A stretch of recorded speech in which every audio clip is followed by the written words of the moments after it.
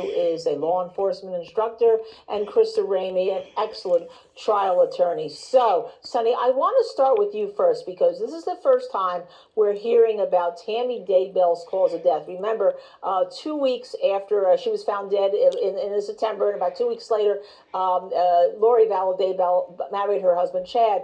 No autopsy was performed then. She wasn't, Chad, her husband said no, no, no, no, no, right?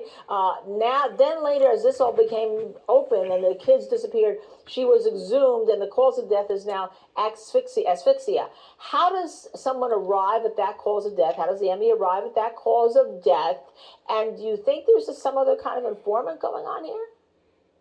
So I always think it's a mistake when we're not 100% sure not to perform an autopsy, even though I know the family's wishes take precedence. And I think maybe something else is going on here. There's some other information that we'll find out later that the ME may have found.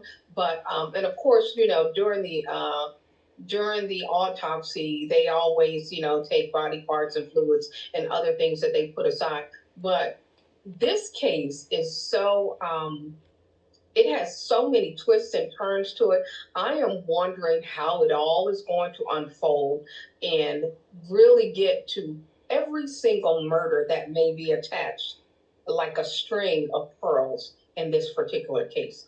I think it's horrific, and I think we're going to find out stuff that we didn't know. Now, Krista, the prosecutor, I'm told, said the motives were money, power, and sex. If you are sitting there as the defense attorney and you are listening to that theme from the prosecution, how do you defend Lori Vallow Daybell when we know that she didn't seem to be actively searching for her two missing children when the rest of the world was?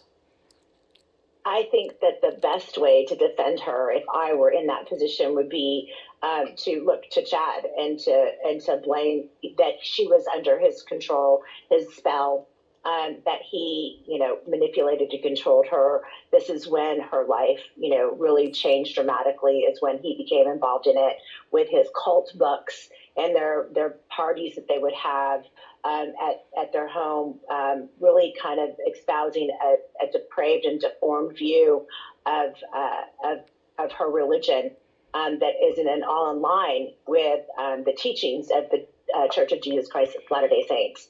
I think that's one of the best ways I think to come at this is that approach. I don't think that gets her an acquittal. Duress is not you can't claim duress to get out of a murder charge, but you can use it to get maybe a lesser charge in the end.